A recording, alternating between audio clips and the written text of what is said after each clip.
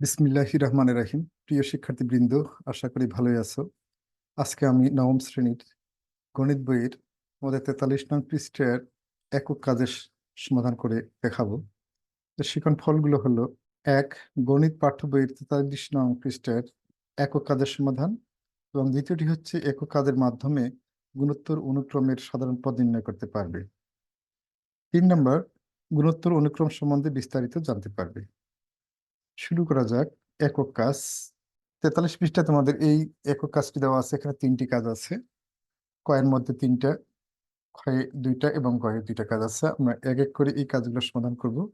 প্রথমে কয়ের 1, 3, 15, 75। এটি একটি গুণোত্তর অনুক্রম। এর সাধারণ পদ নির্ণয় করতে হবে। মনে করি প্রথম পদ a1 সমান 3, সাধারণ অনুপাত r সমান দ্বিতীয় পদ ভাগ প্রথম পদ, অর্থাৎ 15 ভাগ 3 সমান সমান 5। n-তম পদ an ইকুয়াল হোয়াট, এটা বের করতে হবে। আমরা জানি an সমান a1 into r to the power n minus 1। এখানে যদি আমরা a1 এর মান বসাই 3 ইন্টু r এর মান হচ্ছে 5, 5 two the power n minus 1। এটি হলো কয়ের 1 নং প্রশ্নের উত্তর। অর্থাৎ এই ধারাটির সাধারণ পদ হচ্ছে 3 into 5 two the power n minus 1। এবারে আমরা কয়ের 2 নং সমস্যাটির সমাধান করব। এটিও একটি গুণোত্তর অনুক্রম। প্রথম পদটি 4, দ্বিতীয়টি 4/5, তৃতীয়টি 4/25। মনে করি প্রথম পদ a1 সমান 4, সাধারণ অনুপাত r সমান দ্বিতীয় পদ ভাগ প্রথম পদ। দ্বিতীয় পদ হচ্ছে 4/5 ভাগ প্রথম পদটি হচ্ছে 4 সমান 4/5, যেহেতু ভাগ চিহ্ন আমরা গুণ দিতে হবে, গুণ করে দিতে হবে, যেহেতু এটি ভগ্নাংশ। অতএব 4 এর নিচে 1 ধরে আমরা 1/4। তাহলে আমরা এখানে কাটাকাটি করে পাচ্ছি 4 4 কাটা, তাহলে 1/5। n-তম পদ n সাধারণ পদ নির্ণয় করতে হবে। আমরা জানি an সমান a1 into r to the power n minus 1। এখানে a1 এর মান হচ্ছে 4, অর্থাৎ অনুপাতের মান 1/5 two the power n minus 1। তো এটি হলো কয়ের 2 নং অনুক্রমটির সাধারণ পদ, 4 into 1/5 two the power n minus 1। 3 নম্বর সমস্যাটি হলো যার 7তম পদ 8 এবং 13তম পদ 512, এর সাধারণ পদ কত হবে? মনে করি প্রথম পদ a1, সাধারণ অনুপাত r। আমরা জানি গুণোত্তর অনুক্রমের n-তম পদের সূত্রটি হচ্ছে an সমান a1 into r to the power n minus 1। যেহেতু এখানে 7তম পদ দেওয়া আছে, অতএব a7 সমান a1 into r to the power n এর মান 7 মাইনাস 1, এবং 7তম পদের মান হচ্ছে 8। তাহলে a7 এর মান জায়গায় বসালাম আমরা 8 সমান a1 into r to the power 7 থেকে 1 বিয়োগ করলে 6। এটাকে আমরা দিলাম সমীকরণ নম্বর 1। আবার যেহেতু বলা হচ্ছে এখানে 13তম পদ 512, তাহলে a13 সমান a1 into r to the power n এর মান 13 মাইনাস 1। 13তম পদের মান হচ্ছে 512 সমান a1 into r to the power 13 থেকে 1 বিয়োগ করলে 12, সমীকরণ নম্বর 2। এখন 2 নং সমীকরণকে 1 নং দ্বারা ভাগ করে পাই, অর্থাৎ বাম পক্ষকে বাম পক্ষ দ্বারা ভাগ করব, সমীকরণের ডান পক্ষকে ডান পক্ষ দ্বারা ভাগ করা হবে। তাহলে 2 নম্বরের বাম পক্ষ হচ্ছে 512 এবং 1 নম্বরের বাম পক্ষ হচ্ছে 8। 512/8 সমান ডান পক্ষ 2 নম্বরের ডান পক্ষ হচ্ছে a1 into r to the power 12 এবং 1 নম্বরের ডান পক্ষ হচ্ছে a1 into r to the power 6। তাহলে আমরা এখানে পাচ্ছি 12, 512কে 8 দ্বারা ভাগ করলে হচ্ছে 64 সমান, এখানে a1 এবং a1 কাটা যাচ্ছে, r to the power 12 minus r to থাকতেছে এখানে r to the power 12 by r to the power 6 or 64 equal, এখানে সূচকের সূত্র অনুসারে r to the power 12 minus 6 সমান সমান r টু দি পাওয়ার 6। আর আমরা যদি 64কে সূচকে প্রকাশ করি, তাহলে 2 to the power 6 equal to r to the power 6। যেহেতু পাওয়ার বা ঘাত একই আছে, অর্থাৎ ভিত্তি সমান হবে। আমরা জানি যে সূচকের সূত্র অনুসারে base are equal, so power will be equal. অতএব 2 ইকুয়াল টু r বা r সমান সমান 2। তাহলে আমরা সাধারণ অনুপাত পাইলাম 2। এখন r এর মান যে কোনো একটি সমীকরণে বসালে আমরা এই 1 এর মান পেয়ে যাব। তো r 1 নং এই বসিয়ে পাই 8 সমান a1 r⁶, এটি হলো আমাদের 1 number equation. Or 8 equal a1 আর এর মান হচ্ছে 2⁶, বা a1 ইন্টু 2⁶ সমান 8, সাইড চেঞ্জ করে নিলে এটি হবে, বা a1 ইন্টু 64 সমান 8, বা a1 সমান 8/64। অতএব a1 সমান 1/8। অতএব ধারাটির n তম পদ বা সাধারণ পদ হচ্ছে an সমান a1 ইন্টু r⁻n-1। এখানে প্রথম পদ a1 এর মান 1/8 গুণন আর, অর্থাৎ সাধারণ পদের মান 2n-1 সমান 2n-1/8। এটি হলো 3 নং সমস্যাটির সাধারণ পদ বা n তম পদ। এখন আমরা ক্ষয়ের 1 নং সমস্যাটির সমাধান করব। তো এখানে প্রশ্ন দেখা যাচ্ছে প্রথম পদটি দেওয়া আছে এবং দ্বিতীয়, তৃতীয় ও চতুর্থ পদ দেয়া নাই, আবার পঞ্চম পদটি দেয়া আছে। তাহলে এখানে মনে করি প্রথম পদ a1 সমান 3, সাধারণ অনুপাত আর, n তম পদ an সমান 1/27, অর্থাৎ পঞ্চম পদটি হচ্ছে 1/27। আমরা জানি a5, অর্থাৎ গুণোত্তর অনুক্রমের সূত্র অনুসারে আমরা যে এখানে তৈরি করি a5 সমান a1 into r⁵-1, or a5 অর্থাৎ পঞ্চম পদটি হলো 1/27 সমান 3 ইন্টু r⁵ থেকে 1 বিয়োগ করলে 4, অর এই 3টা যদি আমরা বাম পাশে নিয়ে আসি 1/27 ইন্টু 3, তাহলে ডান পাশে r⁴, বা 1/81 সমান r⁴। যেহেতু r এর মান বের করতে হবে, তাহলে আমরা লিখতে পারি 1/3⁴ সমান 81 কে আমরা সূচকে প্রকাশ করলে পাবো 3⁴, বা 1/3⁴ ইকুয়াল টু r⁴। তা সূচকের সূত্র অনুসারে, অর্থাৎ base are equals power will be equal, অর্থাৎ পাওয়ার সমান পাওয়ার হলে বেস সমান বেস হবে। তাহলে এখানে আমাদের ভিত্তি 1/3 সমান r, অর্থাৎ r এর মান হচ্ছে 1/3। তাহলে ধারাটির দ্বিতীয় পদ আমরা পাবো। ধারাটির দ্বিতীয় পদ গুণোত্তর অনুক্রমের সূত্র অনুসারে, n তম পদের সূত্র অনুসারে a2 সমান a1 ইন্টু r⁴ a1 এর মান 3 গুণন আর এর মান হচ্ছে 1/3, 2 থেকে 1 বিয়োগ করলে 1, তাহলে দ্বিতীয় পদটি হচ্ছে 1। ধারাটির তৃতীয় পদ a3 সমান a1 ইন্টু r⁴ a1 এর মান 3, আর এর মান r⁴ থেকে 1 বিয়োগ করলে 2, অর্থাৎ r² সমান 3 ইন্টু 1/3² সমান 3 ইন্টু 1/3² মানে 1/9, কাটা গেলে 1/3 হয়। তাহলে দ্বিতীয় পদটি হচ্ছে আমাদের 1/3, তৃতীয় পদটি হচ্ছে 1/3, তাহলে চতুর্থ পদটি হবে 1/3 দ্বারা গুণ করতে হবে, তাহলে 1/3 ইন্টু 1/3 সমান 1/9। এখন আমরা 2 নম্বর সমস্যাটির সমাধান করব ক্ষয়ের।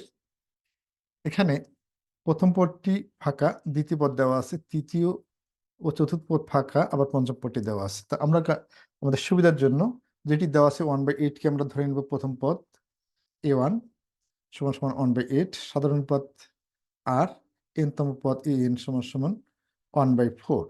তাহলে এখানে আমরা প্রথম, দ্বিতীয়, তৃতীয়, চতুর্থ পদ, অর্থাৎ a4 সমান গুণোত্তর অনুক্রমের চতুর্থ পদ যদি হয়, তাহলে a1 ইন্টু r⁴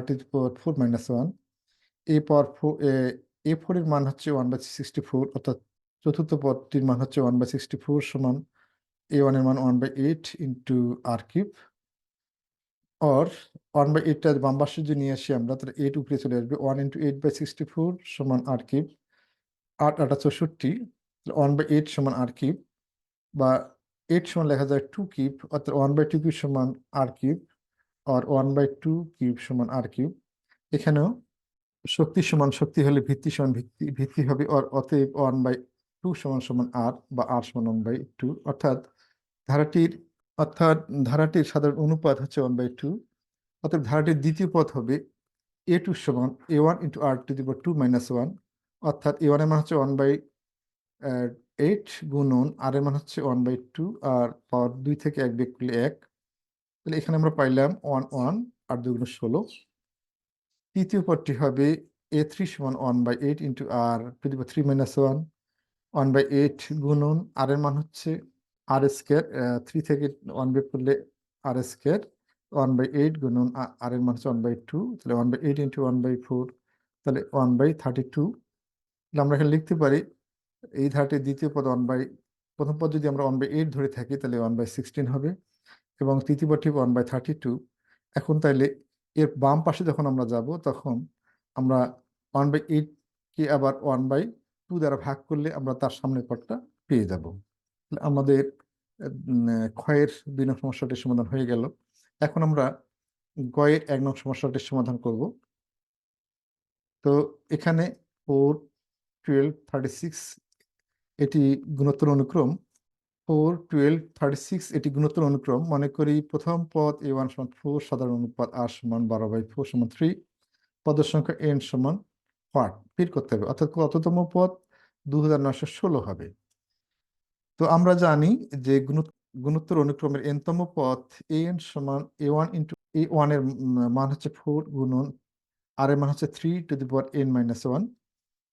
তো এখন 4টা আমরা নিচে নিয়ে আসলাম, অর্থাৎ 229/4 সমান 3 টু দি পাওয়ার n-1। তাহলে 2916কে যদি আমরা 4 দ্বারা ভাগ করি তাহলে পাবো আমরা 729 সমান 3 টু দি পাওয়ার n-1। 729কে যদি আমরা সূচকে প্রকাশ করি তাহলে আমরা পাচ্ছি 3 টু দি পাওয়ার 6। অতএব এখানে ভিত্তি হলে শক্তি সমান শক্তি হবে। অতএব 6 সমান n-1 বা সাইড চেঞ্জ করলে আমরা পাবো n-1 সমান 6 বা n সমান 6 প্লাস -1টা ডান পাশে গেলে +1 সমীকরণের নিয়ম অনুসারে। অতএব n সমান 7। অতএব ধারাটির 7তম পদ হবে 2916। এটি অ্যান্সার। এখন আমরা গয়ের 2 নং সমস্যাটির সমাধান করব। এখানে গুণোত্তর অনুক্রমের a4 অর্থাৎ চতুর্থ পদটি দেওয়া আছে 8/9 এবং সপ্তম পদ a7 সমান 64/243 হলে ওই ধারাটির 10তম পদ অর্থাৎ a10 সমান কত হবে। তাহলে আমাদের প্রথম পদ এবং সাধারণ অনুপদ নির্ণয় করতে পারলেই আমরা কিন্তু এই সমস্যাটির সমাধান করতে পারবো, অর্থাৎ a10 এর মান নির্ণয় করতে পারবো। তো মনে করি প্রথম পদ a1, সাধারণ পদ r এবং পদের সংখ্যা n। আমরা জানি যে গুণোত্তর অনুক্রমের n-তম পদের সূত্রটি হচ্ছে an সমান a1 into r to the power n-1। এখানে n এর মান হচ্ছে a পাওয়ার 4 সমান a1 into r to the power 4-1, or চতুর্থ পদ a4 এর মান হচ্ছে 8/9 সমান a1 ইন্টু r কিউব, অর্থাৎ 4 থেকে 1 বিয়োগ করলে r কিউব। আবার 7তম পদ, তাহলে an সমান যদি আমাদের এটা পাই তাহলে a7 সমান পাবো a1 into r to the power n এর জায়গায় 7-1, বা a7 এর মান অর্থাৎ ধারাটির সপ্তম পদের মান হচ্ছে 64/243 সমান a1 into r to the power 6, অর্থাৎ 7 থেকে 1 বিয়োগ করলে 6 হয়, সমীকরণ 2।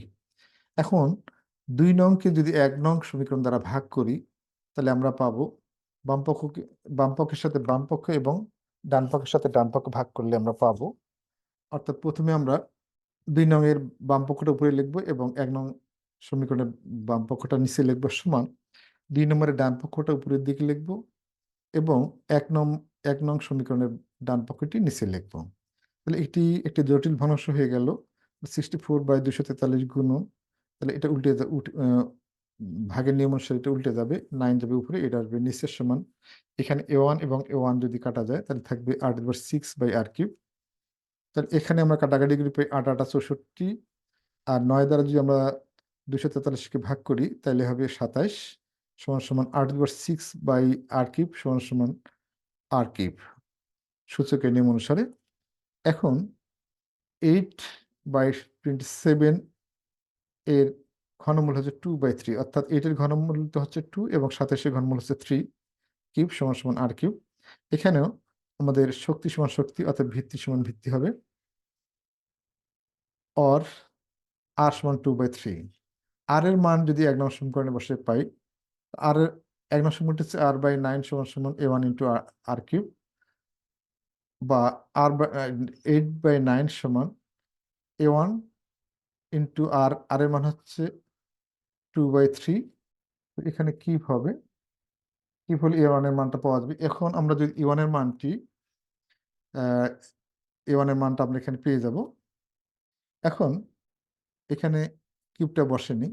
আচ্ছা, যেহেতু আমরা a1 এর মানটা বসানোর পরে আমরা যখন a10 এর মান নির্ণয় করি, অর্থাৎ দশম পদটি বের করতে যাব, তখন a10 সমান সমান a1 ইন্টু r⁻10 - 1, a1 এর মান 4/3 এবং r এর মানটি লিখে তার উপর পর 9 করে দিলে আমরা এই সর্বশেষ এই ভাগ এই উত্তরটি পেয়ে যাব।